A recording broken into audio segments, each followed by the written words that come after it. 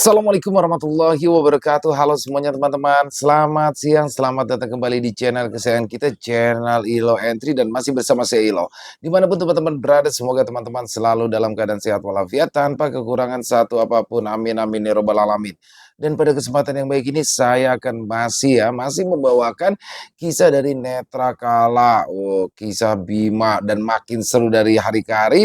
Tapi sebelum kita masuk ke dalam kisahnya, buat teman-teman mungkin yang suka baca, wajib banget dikunjungi karya karsa dari Netrakala karena di sana kisahnya keren-keren pakai banget teman-teman ya. Dan juga bisa diikuti atau di-follow Twitter dari Netrakala agar bisa tahu nih apa yang akan diupdate selanjutnya. Dan buat teman-teman yang mungkin belum subscribe channel Ilo Entry, bisa diklik dulu tombol subscribe, jangan lupa lonceng notifikasinya dinyalakan agar teman-teman selalu mendapatkan notifikasi dari konten-konten yang akan kami upload di setiap harinya. Dan untuk channel Ilo Entry kami upload setiap hari teman-teman ya, setiap siang jam 12 siang waktu Indonesia bagian Barat. Oke, nggak pakai berlama-lama lagi, pasti udah nggak sabaran kan? Untuk masuk ke dalam kisahnya, kita langsung saja masuk ke dalam kisahnya. Dari halaman belakang rumah Bang Ilo, kita menuju ke Jawa Tengah.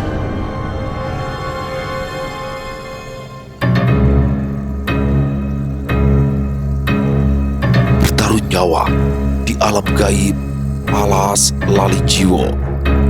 Kisah Bima.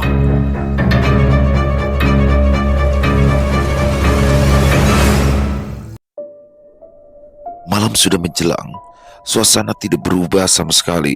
Entah kenapa, aura kesedihan seperti terpancar dari dinding rumah Budayanti. Bima sedari tadi beristirahat di kamar, melakukan seperti yang diperintahkan oleh Pak Arif. Bima, terdengar suara Sekar memanggil Bima dari luar kamar. Ya bu, saut Bima. Makan dulu Bim, sudah ditunggu sama yang lainnya. Beranjak Bima keluar dari kamar, dilihat ibunya sudah berjalan menuju meja makan mengikutinya. Bima bergerak ke arah yang sama dengan Bu Sekar. Di sana semua orang sudah berkumpul, bahkan juga ada Bude. Mbak Maya, gimana Bude? Tanya Bima saat ia sudah duduk. Masih seperti tadi siang Bim, jawab Bude lesu. Kita berdoa terus ya Mbak, agar Maya baik-baik saja dan selalu dilindungi oleh Allah, kata Sekar sambil memeluk kakak perempuannya. Gimana kondisi kamu Bim? Kini Pak Arif yang bertanya. Baik Pak, kita mulai jam berapa? Ujar Bima yang mulai merasakan kecemasan dengan apa yang akan dilaluinya. Pak Arif tidak menjawab. Kini ia meletakkan benda, sebuah sisir kayu kuno di tengah meja makan. Melihat itu, Bima mengangguk. Ini sisir yang diberikan oleh temannya Mbak Maya, ucap Bima saat memperhatikan benda tersebut dengan lebih seksama. Saat dia ingin menyentuh benda itu, tangannya langsung ditepis oleh Pak Arif. Jangan kamu sentuh, itu bisa berdampak bagi tubuhmu. Kamu belum sepenuhnya bisa menetralisir energi negatif yang masuk ke dalam dirimu, Bim. Kalau begitu, apa tidak berbahaya jika Bima harus berada di dunia astral, Rif? Aku mau anakku selamat, tapi aku juga tidak mau mengorbankan keponakanku, kata Pade dengan raut wajah khawatir. Apa kalian lupa? Kalau sosok yang menjaga Bima itu bukan sosok biasa. Itu baru salah satu. Masih ada yang lain yang belum Bima bisa lihat, dan mereka selalu berada di sekeliling Bima. Jelas Pak Arif. Apa kau pikir aku akan membiarkan Bima dalam bahaya? Justru di sini keselamatanku sendiri menjadi taruhannya. Begitu besar resiko yang harus aku ambil ketika membawa Bima masuk ke dalam mereka.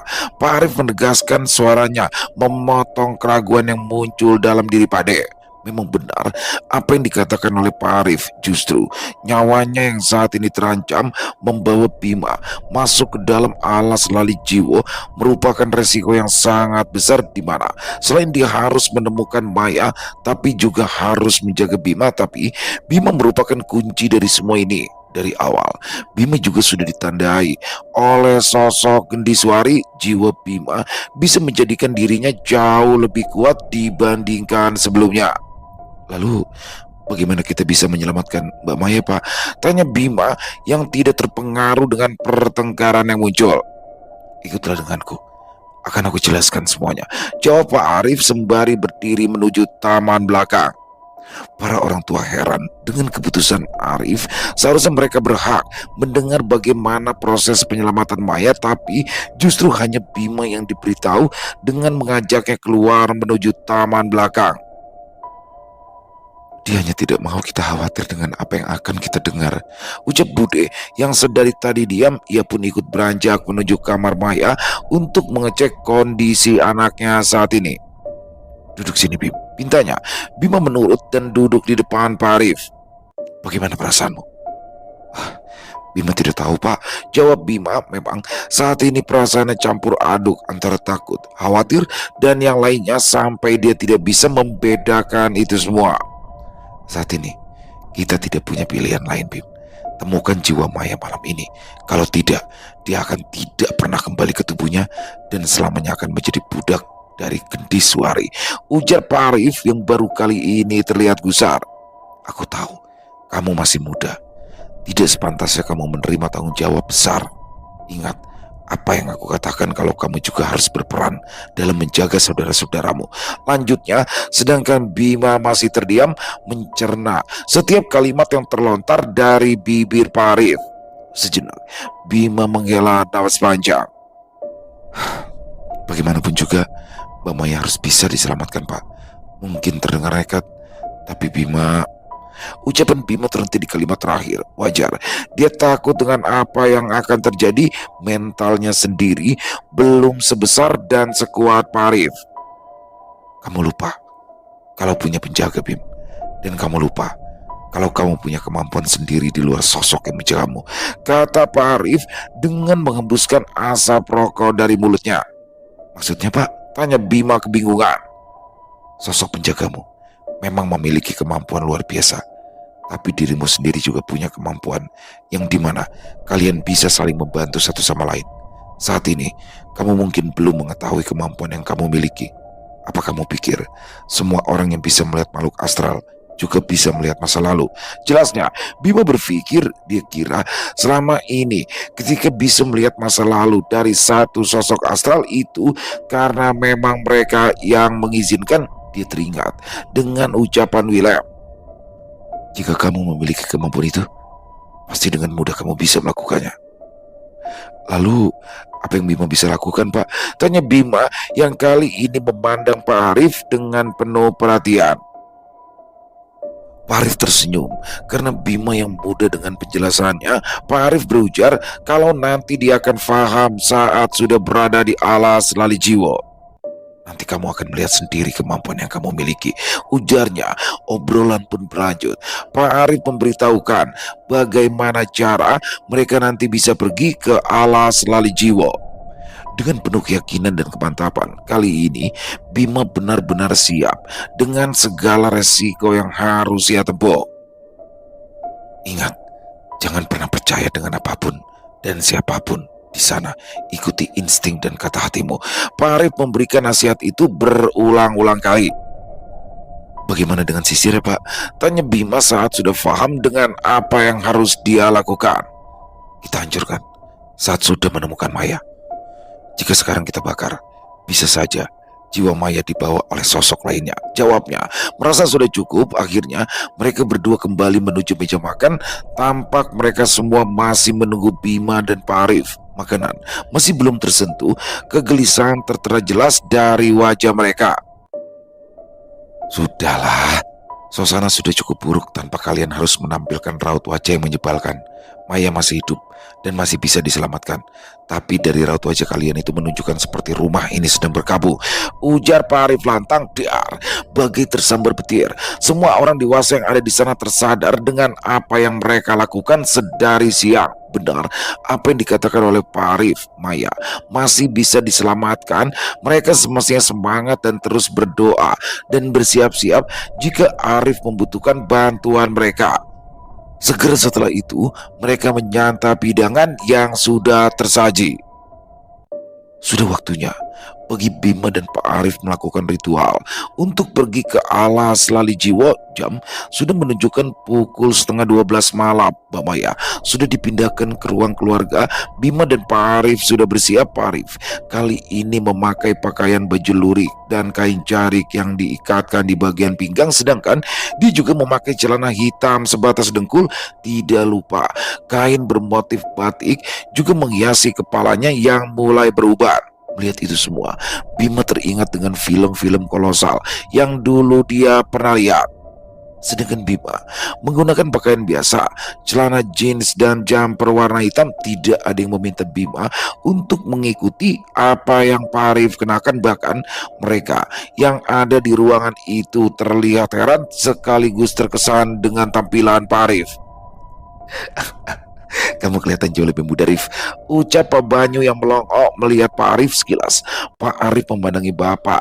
Tampak dari raut mukanya dia sedang mencemooh bapak. Memang aku jauh lebih muda darimu. Hanya itu yang diucapkannya. Aku akan memberikan kalian pesan. Setelah ini, aku dan Bima akan pergi secara astral menuju alas lali jiwa, yang berarti tubuh kami saat itu akan kosong. Aku akan menaburi air sirih dan garam yang tadi dibuat di sekeliling kami, agar tidak ada sosok yang mengganggu. Jelasnya. Lalu, apa yang harus kami lakukan, Rif? Tanya Pak Ade. Kalian bersikirlah. Doakan kami selalu diberikan kekuatan. Dan satu lagi, jika kami belum membuka mata, dan salah satu dari kami atau keduanya mendapatkan luka atau dalam bentuk apapun, tolong jangan diganggu. Apa kalian paham? Tegas Pak Arif. Mengangguk, mereka semua paham dengan penjelasan Pak Arif. Kali ini ia sedang menaburkan campuran sirih hitam dan garam di lantai membentuk lingkaran. Bim, kita lakukan sekarang. Baik Pak, ucap Bima sambil duduk bersila menghadap Pak Arif sejenak. Kepalanya dipegang oleh Pak Arif serta dia merapalkan mantra yang Bima ketahui itu sebagai pembuka portal gaib. Mengatur nafas seperti sensasi yang sudah pernah dia rasakan. Tarikan-tarikan kecil mulai terasa di area kepalanya, semakin lama semakin kencang. Dan kini Bima sedang berdiri di salah satu tempat. Di sekelilingnya penuh dengan pohon-pohon tinggi. Suasana malam tidak nampak lebih mirip dengan waktu di kala maghrib. Ingat pesanku, Bim, jangan pernah percaya dengan apapun yang ada di sini. Sekarang panggil penjagamu, ucap Pak Arif yang sedari tadi tidak Bima rasakan kehadirannya. Kromo Sengkono, betin Bima dalam sekejap. Sosok itu sudah berdiri di sebelah sisi Bima yang lainnya. Yakin kowe mau bawa anak ini? Ucap Kromo Sengkono kepada Pak Arif dengan geraman yang menakutkan. Yakin, karena Bima kunci dari semua ini. Apa kamu tidak mau membantu? Ujar Pak Arif dengan berani. Wah, kowe ngeremeh ke aku, Cah? Jawabnya menggelegar yang membuat bulu Roma berdiri. Sedangkan Bima hanya bisa melihat dan mendengarkan percakapan mereka, tidak berani menyela satu sama lain. Baginya saat ini kedua sosok yang ada di depannya begitu menakutkan. Satu yang aku kasih tahu, jangan sampai kamu lepas atau menjauh dari pegundal cilik ini. Aku menjaga dirimu, tapi ini hutan demit. Kamu belum tentu menyangka apa yang akan kamu temui. Ucapnya jelas dengan tegas. Mengangguk, Bima mengerti dengan apa yang harus dilakukannya. Sekarang kamu rasakan energi dari Kendiswari, ucap Pak Arif sambil memberikan sisir tua dari tangannya. Tapi Pak Arif bilang Bima tidak boleh menyentuh benda itu. Tanya Bima ragu. Apa kamu membawa jasadmu saat ini, Bim? Walau nanti jika ada pertarungan akan mempengaruhi jasad kita, tapi berbeda ketika kita sudah di sini, ucap Pak Arif yang masih menyodorkan sisir itu. Bima menerima. Sesaat ia merasakan ada sensasi yang mengalir dari sisir itu. Luka yang ada di area lehernya pun merespon. Dengan rasa panas menyengat, Bima mendapatkan visual sosok Gendiswari saat ini tengah memeluk Mamaya. Dia berada di salah satu bangunan mirip dengan pendopo. Sudah melihat di mana mereka? Tanya Pak Arif. Di salah satu pendopo, mirip dengan apa yang aku lihat saat mencari keberadaan sisir itu. Pendopo untuk menari tari-tarian Jawa, ujar Bima. Oke, sekarang ikuti instingmu, tunjukkan kepada kami di mana Gendiswari berada. Bima dengan mantap melangkah ke arah depan. Merasa ada yang aneh, dia menengok Pak Arif dan Kromo Sengkono tidak bergerak sama sekali. Kenapa?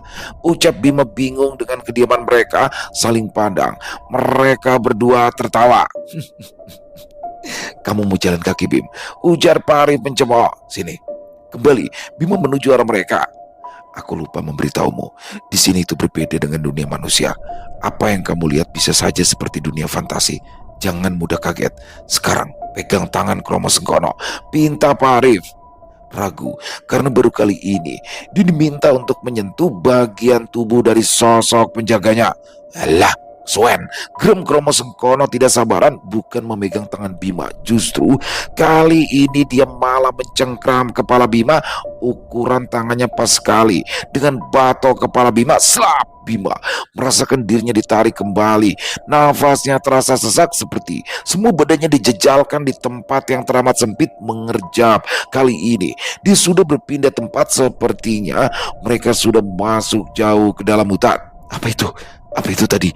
Bima masih mengatur nafasnya.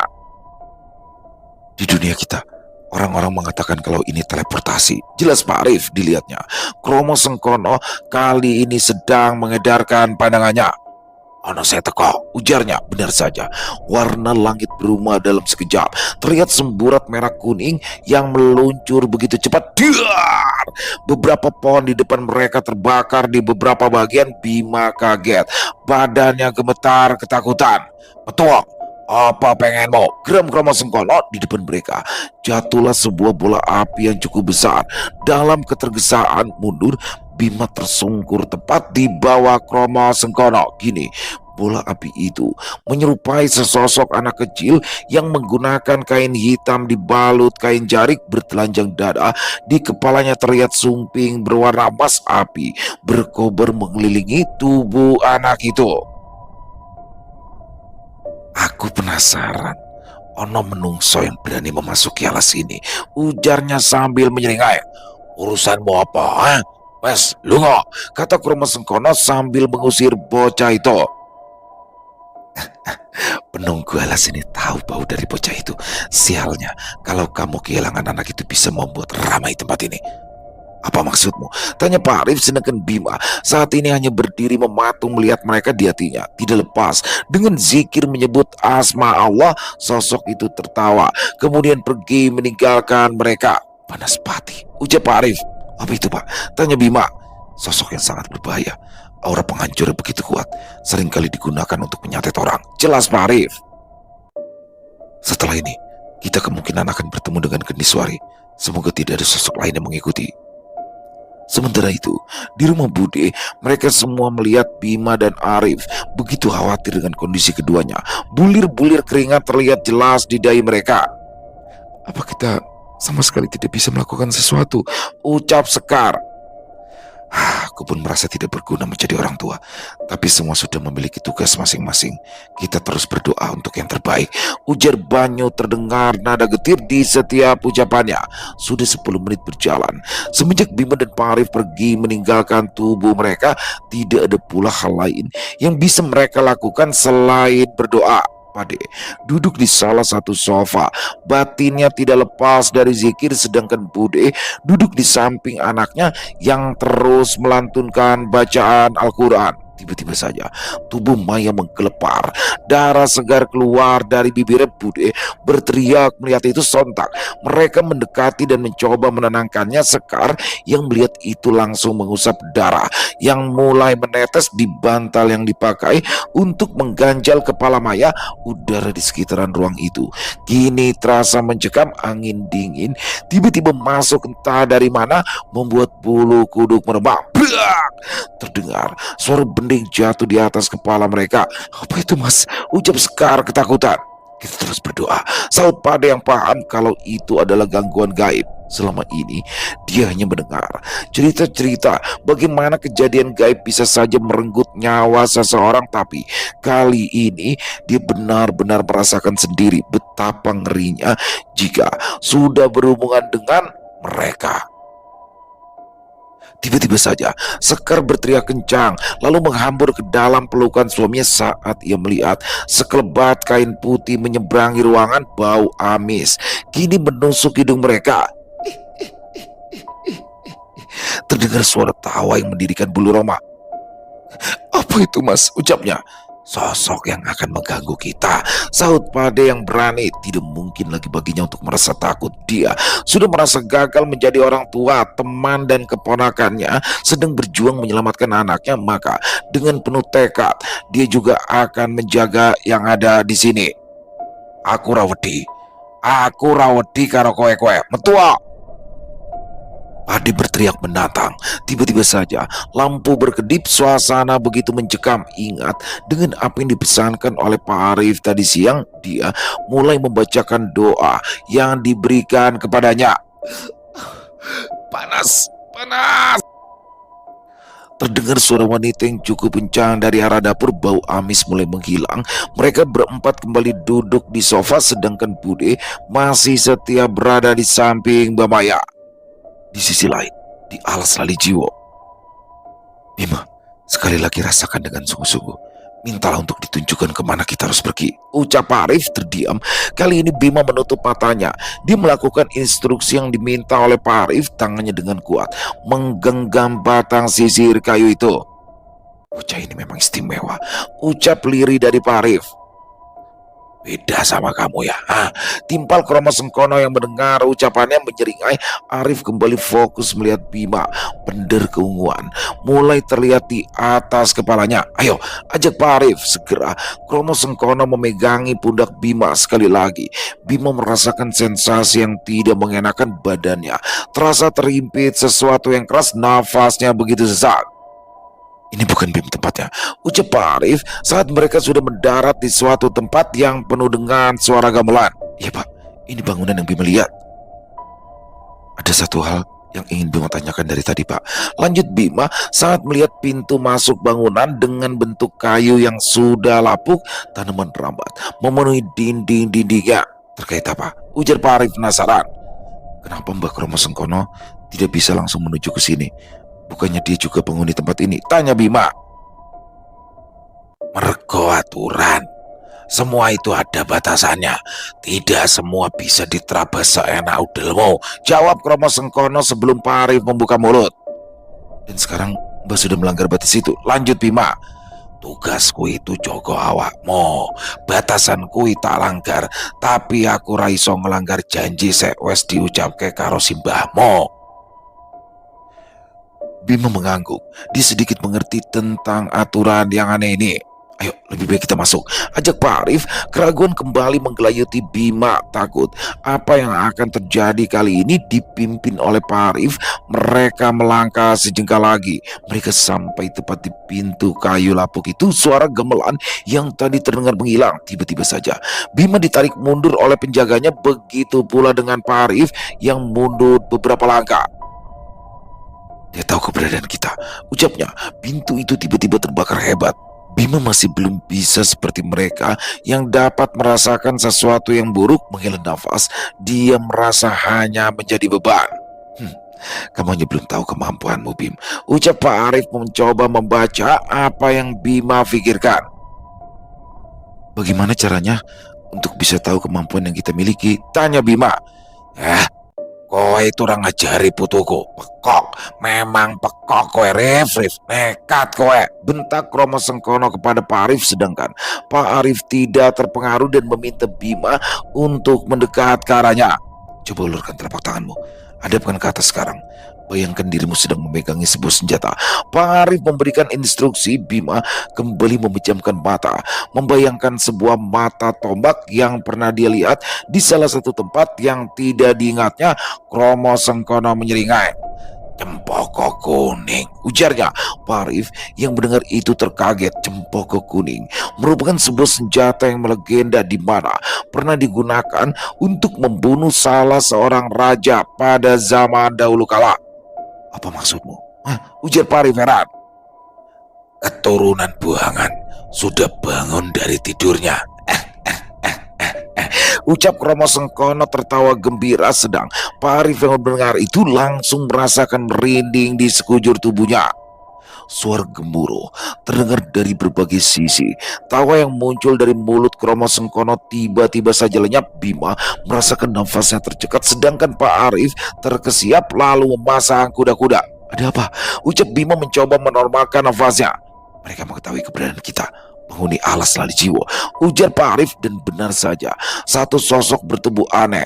Lehernya begitu panjang menyerupai ular, kepalanya botak, matanya juling, kaki tangannya begitu pendek. Tiba-tiba muncul dari balik pohon, belum sempat mereka memperhatikan, muncul lagi sosok pocong tinggi besar dengan kain kafan yang sudah terbuka sampai tangannya, kulitnya busuk, banyak koreng dan bisul di tubuhnya. Bima benar-benar ketakutan sekarang.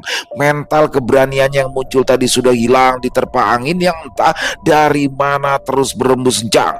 Tangannya kebas oleh keringat, kakinya terasa lemas untuk bisa menopang tubuh dirinya.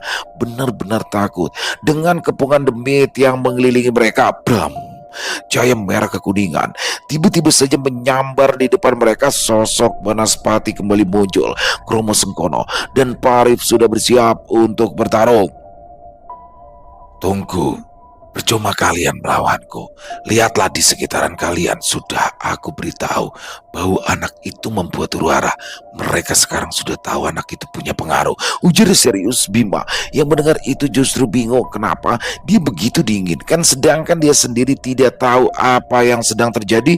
Benda yang kini berada di tangannya ia genggam dengan erat. Belum sempat Bima bertanya, tiba-tiba saja ada sosok wanita melayang menuju ke arahnya sambil tertawa keras. Sosok tersebut mendelik ke arah Bima, tangannya terjulur ke depan seakan ingin menyambar tubuhnya. Bang! Sosok itu terpental. Kromo Sengkono dengan cepat mengayunkan tangannya yang besar dan mengenai sosok wanita itu. Sedangkan di sisi lain, Pak Arif juga sedang berkelahi dengan sosok-sosok lainnya yang ternyata juga sudah mendekat. Bim, jangan sampai mereka menyentuh tubuhmu, teriak Pak Arif kencang. Kromo Sengkono juga sedang bertarung. Banyak sekali sosok yang mendekat. Bima hanya berdiri mematung memandang mereka. Bau anyir menusuk hidung Bima. Suara gemeretak gigi terdengar dari sisi belakang Bima. Kali ini ada sosok yang lebih menjijikan lagi. Separuh mukanya hancur meleleh, giginya hitam, kepala dan tubuhnya tidak utuh merangkak, mendekati Bima dengan cepat. Tinggal sejengkal lagi tangan sosok itu menyentuh leher Bima. Tiba-tiba saja kobaran api datang dan menghantam tubuh sosok itu. Bima ikut terpental beberapa meter. Dadanya terasa sakit, darah mengalir dari bibirnya. Banaspati entah datang dari mana menubruk sosok yang ingin membawa pergi Bima. Kromo Sengkono yang menyadari Bima dalam bahaya secepat kilat sudah berada di sampingnya. Banaspati kembali berputar-putar, yang sekarang terlihat seperti lingkaran api. Pak Arif mendekat ke arah mereka. Dia kewalahan dengan sosok-sosok yang datang silih berganti tiada habisnya. Dia terluka di beberapa bagian. Kamu tidak apa-apa, Bim, ucapnya sambil mendekat ke arah Bima. Bima menggeleng, memberikan gestur kalau dia tidak apa-apa meskipun dadanya begitu sesak. Ini semua di luar prediksi Pak Arif. Dia tidak menyangka kalau ternyata energi Bima sangat diinginkan oleh mereka. Sengkono, kita harus segera pergi dari sini, ucap Pak Arif panik yang melihat demit alas lali jiwa bertambah banyak. Suara gamelan mulai terdengar kembali menambah keriuhan tempat tersebut. Gendeswari, geraman Kromo Sengkono mengerikan. Bima sudah berdiri, ketakutan masih mendayu-dayu dalam dirinya. Kuhalangi sebentar, pergilah dari tempat ini, ucap Banaspati. Kromo Sengkono terheran. Selama ia mengenal sosok Banaspati, tidak pernah sekalipun sosok itu mau membantu. Tanpa ada hasil yang ia dapat, ada kewaspadaan yang muncul. Sedangkan Pak Arif kini sudah kembali bertarung, mencoba menghalau demit-demit yang mulai mendekat ke arah mereka. Cepat, goblok! Geram Banaspati yang mulai berputar-putar lagi menyerupai bola api yang menakutkan. Keraguan Kromo Sengkono hilang. Dengan cepat dia menyambar tangan Bima dan Pak Arif. Sensasi terimpit benda padat yang keras kembali Bima rasakan. Nafasnya sesak, kepalanya berputar-putar. Udara segar kembali menerpa wajah Bima. Matanya terpejam, nafasnya masih memburu. Bima muntah. Dia tidak tahan dengan kepalanya yang berputar hebat. Pak Arif yang melihat itu segera datang dan menyentuh punggung Bima perlahan. Aliran energi yang diberikan oleh Pak Arif membuat kondisinya kembali bugar.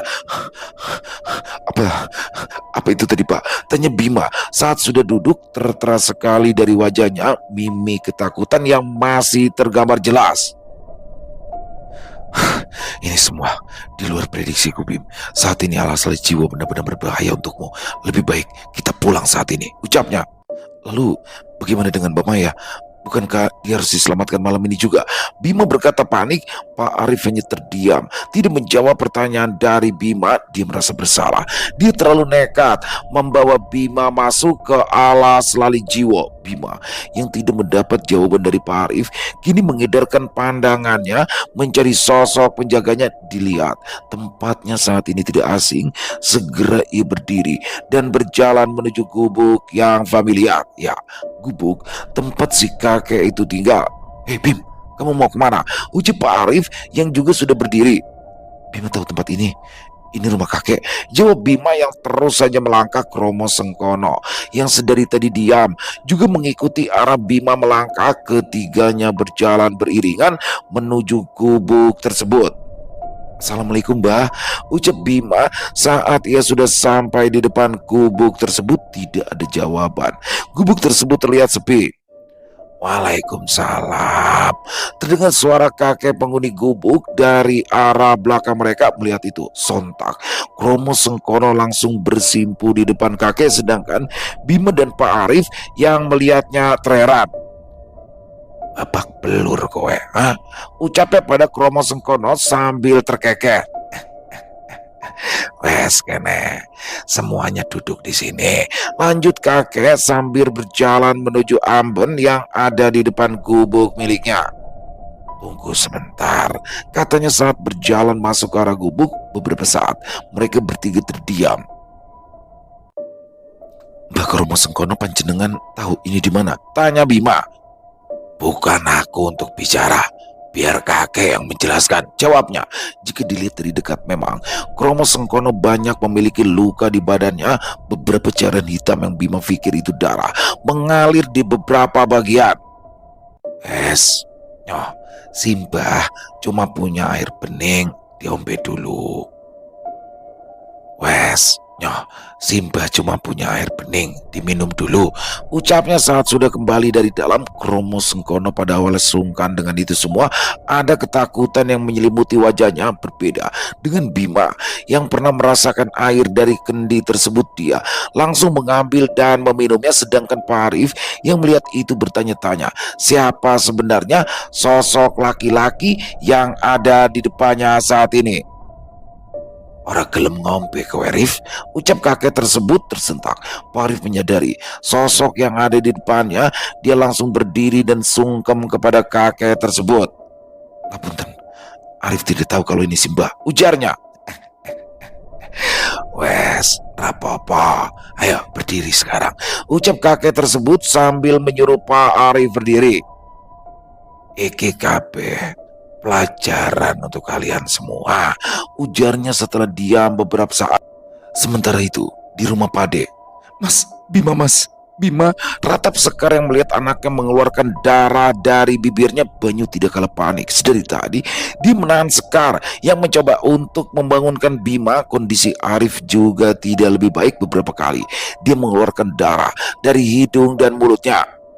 Sekar, maafkan aku, ucap Bude yang masih setia berada di samping anaknya. Mendengar itu, Sekar berpaling serta menuju ke arah kakaknya. Direngkuhnya sosok wanita itu. Tidak Mbak, ini semua bukan salahmu. Aku benar-benar khawatir dengan keadaan mereka saat ini, ucapnya sambil menitikkan air mata. Suasana di rumah itu kini benar-benar mencekam. Udara menyesakan, bau bangkai dan amis menguar dari berbagai arah. Suara-suara tanpa sosok saling bersahutan. Tidak ada yang berani beranjak dari ruang keluarga tersebut. Bahkan keinginan untuk pergi ke kamar mandi pun mereka urungkan. Maya tiba-tiba saja tersentak. Dia berteriak dengan keras panik. Budi segera memeluk anaknya. Tangisnya pecah, tidak tahu harus berbuat apa. Pikirannya kalut memikirkan keselamatan anaknya serta Bima dan Pak Arif. Semua orang yang ada di situ merasakan tidak bisa berbuat apa-apa kecuali terus berdoa. Sementara di alas lali jiwa, Mamanya gimana Pak? Tanya Bima kepada Pak Arif yang sedari tadi diam setelah dia mendengarkan apa yang diucapkan oleh si kakek. Ojo khawatir Cak Bagus, Mbakmu itu tidak apa-apa. Biar nanti Kromo Sengkono dan Arif yang ke sana ya, ucap si kakek. Bima boleh ikut nggak kek? Karena Bima sudah janji sama Mbak Maya, ucap Bima walau ketakutan. Tapi dia sadar tujuannya datang ke sini adalah untuk menyelamatkan sepupunya dari Gendiswari. Dia tetap tidak bisa duduk di sini dan hanya menunggu. Bagaimanapun juga Bima sedari dulu selalu memegang teguh dengan apa yang sudah diucapkan olehnya. Banyu selalu mengajarkan Bima untuk menjadi laki-laki yang bertanggung jawab. Di sana terlalu berbahaya, Bim. Lebih baik kamu di sini menunggu. Aku sudah tahu keberadaan Mbak Maya, ucap Arif, sedangkan kakek hanya tersenyum melihat Bima yang memegang teguh janjinya. Boleh, kamu boleh ikut. Tapi satu, kalau berani ya berani, jangan ragu-ragu. Mendengar itu Bima terkesiap, mengingat setiap kejadian yang tadi dilaluinya, mentalnya masih jauh dari kata berani. Bahkan dikala ada sosok yang datang menghampirinya, justru ia malah terdiam, tidak bisa melakukan apa-apa. Tetap harus melo, ucap kakek tersebut yang kini malah membelai kepala Bima dengan lembut. Bima bingung bagaimana nantinya jika ia malah menjadi beban bagi mereka, tapi dia juga sudah berjanji untuk menyelamatkan Mbak Maya. Bima siap, janji tetap janji, ujar Bima mantap. Mendengar itu Kromo Sengkono tertawa. Orang yang dilindunginya itu benar-benar bocah yang menarik. Ya kalau memang itu pilihanmu sekarang, ikut kakek sebentar, kata si kakek sambil berdiri. Simba, ucap Bima sambil mengikuti Simba menuju halaman depan rumahnya. Apa kau yang ngerti apa yang kamu pegang saat ini? Ucap kakeknya sambil menunjuk mata tombak yang sedari tadi Bima genggam. Senjata, Mbak, ucap Bima polos, teringat dengan perkataan Pak Arif kalau dia bisa membuat senjata. Mendengar itu si kakek justru malah tertawa. Sudah, sini pinjam, pinta si kakek sambil menjulurkan tangannya. Bima yang bingung langsung memberikan benda itu. Mundur, ucap si kakek menyuruh Bima untuk sedikit mundur sejenak. Kakek diam, lalu dengan kekuatan mengejutkan dia menancapkan mata tombak itu ke dalam tanah. Tiba-tiba saja angin berembus dengan kencang, asap keluar dari arah mata tombak yang ditancapkan oleh kakek. Kali ini tergantikan dengan sosok wanita yang begitu cantik dengan menggunakan baju Jawa berwarna kuning cerah. Bima, ucapnya lembut. Iya mbah, ucap Bima merepet melihat itu semua. Pak Arif dan Kromo Sengkono kaget. Sosok yang ada di depan Bima benar-benar memiliki energi yang luar biasa. Wes, saiki jaga ibu toko, ucapnya sambil beranjak pergi meninggalkan mereka berdua menuju Kromo Sengkono dan Pak Arif. Aku cuma kok kuning, rasa wedi, usah khawatir. Aku wis ngerti masalahmu. Sadurunge kowe ketemu karo Gendiswari, kowe kudu siap mental. Ojo wedi karo barang ora enak dipangan. Ucapannya terdengar lembut dan kembali lagi menjadi sebuah mata tombak. Mengambil mata tombak itu, Bima segera kembali ke gubuk di mana mereka sedang duduk memperhatikan Bima. Wes, tanya si kakek tersenyum. Sampun bah, jawab Bima mantap. Wes, sana kalau mau diteruskan, jangan khawatir, tetap berpegang teguh dengan yang maha kuasa, ucapnya tegas. Mereka bertiga berdiri meminta restu kepada kakek dan segera kembali berjalan ke arah halaman gubuk. Saat sudah sampai di halaman, Kromo Sengkono memegangi pundak Bima dan Pak Arif kembali. Sensasi terhimpit benda keras Bima rasakan. Tiba-tiba mereka sudah berada di tempat di mana tadi mereka dikepung oleh sosok penghuni alas lali jiwa. Dilihatnya sekeliling banyak pohon yang masih berasap. Panas pati ngamuk iki, ujar Kromo Sengkono singkat.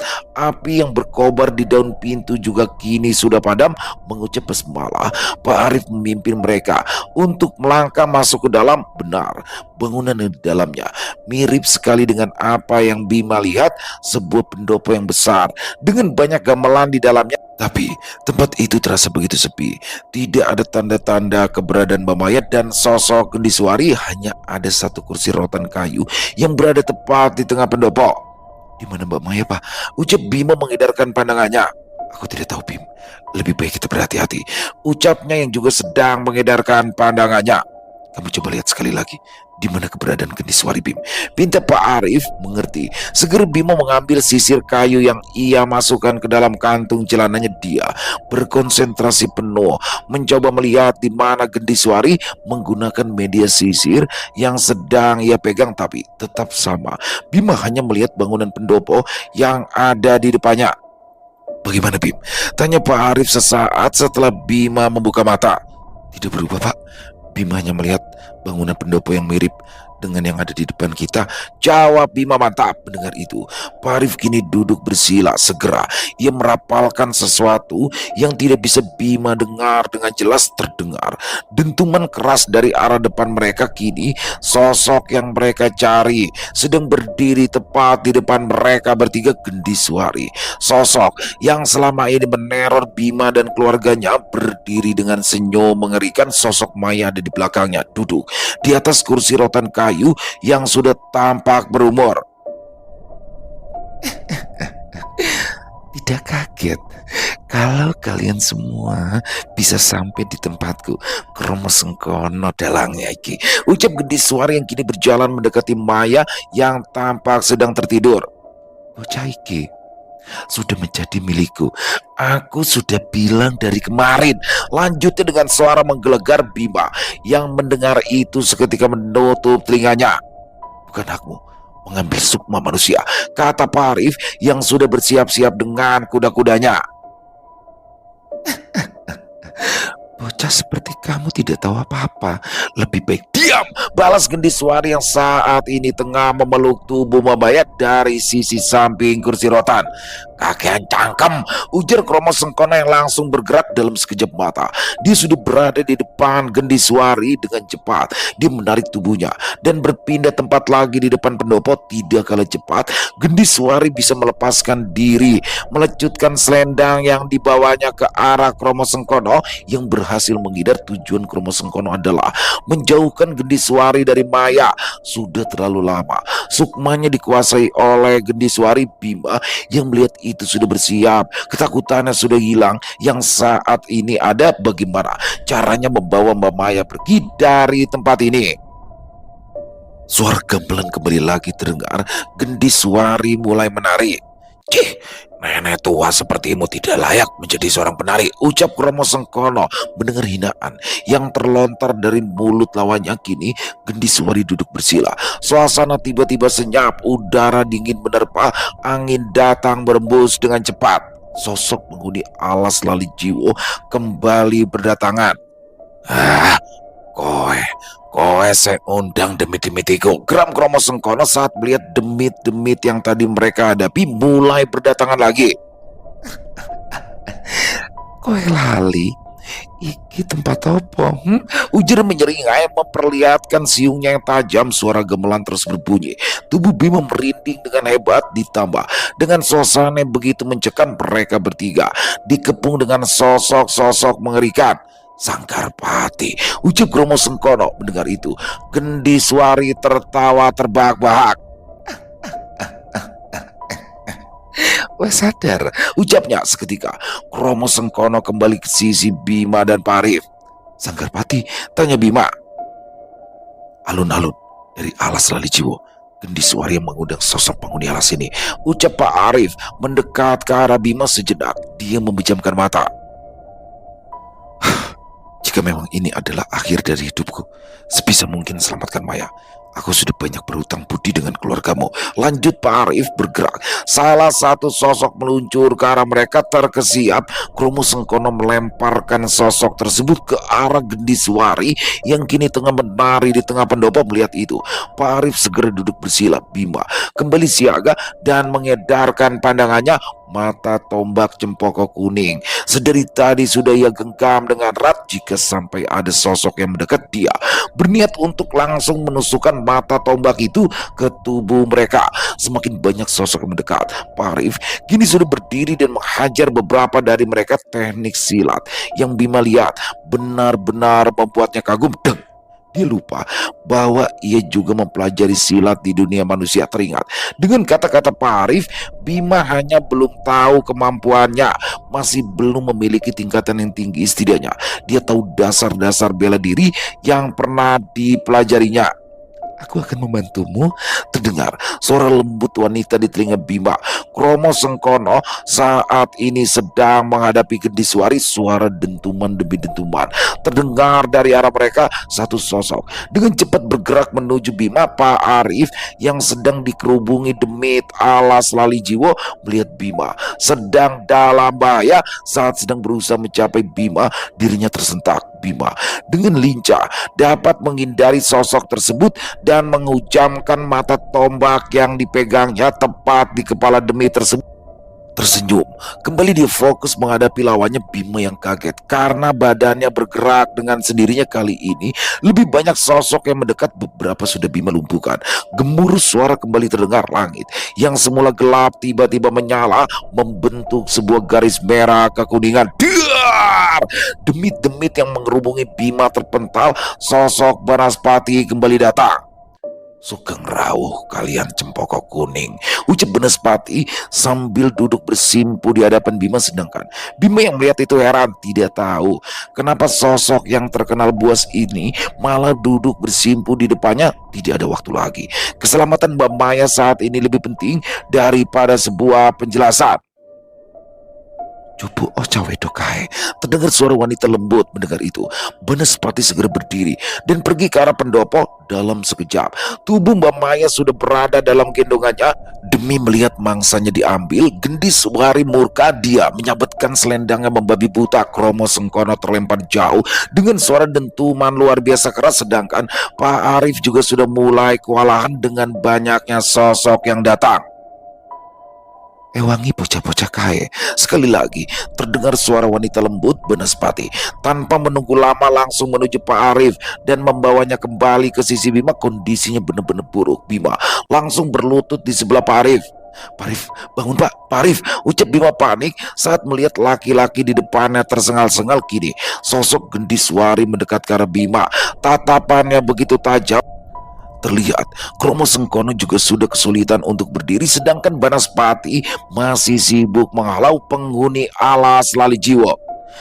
Kowe bocah, gantine wadon kui, ucapnya lirih namun terdengar jelas dan mengerikan di telinga Bima. Sesaat Bima tidak bergerak, namun entah dorongan dari mana tiba-tiba saja dia berdiri dan dengan cepat menarik rambut Gendiswari menuju tengah lapangan di depan pendopo.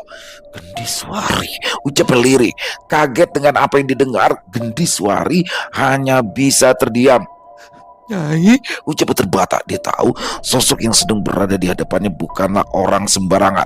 Cempoko kuning, sosok yang bahkan ditakuti oleh setengah dari penghuni alas lali jiwo. Ampun Nyai, ucap Gendiswari terbata. Dia takut dengan sosok yang berdiri di hadapannya. Cempoko kuning benar-benar membuat nyali Gendiswari menciut. Bagaimana bisa sosok yang sudah lama menghilang itu tiba-tiba hadir di sini di Sanggarpati? Tidak ada jawaban yang keluar dari mulut Bima. Sesaat Gendiswari mengira bahwa sosok Cempoko kuning masih berada di depannya, tapi dia langsung sadar bahwa saat ini yang ada di depannya hanyalah bocah Bima yang lemah. Bruk! Dengan sekali pukulan, Gendiswari memukul Bima telak di perutnya terpental. Bima mengerang kesakitan. Dia tidak sadar dengan apa yang barusan terjadi. Tiba-tiba tubuhnya bergerak sendiri menuju ke arah Gendiswari dan menggeretnya ke tengah lapangan. Kromo Sengkono yang melihat Bima terpental segera bangkit dan mencoba untuk menolong, tapi selalu saja sosok penghuni alas lali jiwo masih mencoba menyerangnya, sedangkan Pak Arif masih terkapar. Sebentar, Bima berusaha berdiri, badannya benar-benar sakit. Baru kali ini ia merasakan dipukul sampai terpelanting beberapa meter. Sungguh, alam mereka benar-benar mengerikan dalam ketergesaannya. Saat mencoba berdiri, dia merasakan sedang menggenggam sesuatu. Dilihatnya, ternyata itu adalah rambut milik Gendiswari yang lepas saat dirinya terpukul mundur. Berpikir cepat, Bima langsung duduk bersila. Dia berdoa, memohon ampun atas segala dosa yang pernah diperbuatnya dan meminta perlindungan kepada Sang Maha Kuasa. Nekat Bima memutuskan untuk kembali ke masa lalu. Selesai. Wow, luar biasa kisah dari Netrakala, kisah Bima. Wow, ini Bima makin jago nih ya. Udah mulai nih step by step. Jadi saya suka nih ya karena bener-bener runut tuh di sini nih. Dari yang dia nggak ngerti apa-apa sampai akhirnya pelan. Dan sekarang Bima walaupun baru sedikit udah bisa bertarung nih. Dan di tangannya tergenggam tombak Cempoko Kuning nih. Yang dimana ini adalah perwujudan dari Nyai Cempoko Kuning. Dan di endingnya itu bagaimana sosok Gendiswari ketakutan tuh ya kan. Ketakutan ketika kemunculan sosok Nyai Cempoko Kuning. Dan bagaimana di sini Pak Arif, Bima maupun sosok penjaga Bima ini dikeroyok oleh demit penguasa alas lali jiwa. Waduh, ngeri banget ya. Dan overall keren banget kisahnya. Makin penasaran nih besok nih karena di endingnya ini Gendiswari ini udah sempet takut tapi akhirnya dihantam lagi Bima tuh perutnya tuh. Besok bagaimana jangan sampai ketinggalan teman-teman untuk part selanjutnya dari kisah Bima dari Netrakala ini. Terima kasih kepada Netrakala atas izinnya kami untuk bisa membawakan kisah yang luar biasa ini dan semoga kisah barusan bisa menghibur teman-teman semua ya, para pecinta penikmat horor misteri. Lebih khusus lagi kepada para subscriber dari channel Ilo Entry. Dan kami juga ingin mengucapkan terima kasih ya kepada seluruh teman-teman yang sudah selalu setia hadir, yang sudah selalu mendukung kami. Karena teman-teman kami selalu bersemangat berkarya di setiap harinya. Di akhir kata, saya Ilo mengucapkan permohonan maaf apabila mungkin dalam pembawaan kisahnya barusan ada kata-kata saya yang salah ataupun ada kata-kata saya mungkin yang kurang berkenan. Saya mohon dibukakan pintu maaf yang seluas-luasnya dan sampai berjumpa lagi di konten-konten kami selanjutnya. Masih bersama saya Ilo di channel Ilo Entry. Salam sehat, sukses selalu untuk kita semua. Wassalamualaikum warahmatullahi wabarakatuh.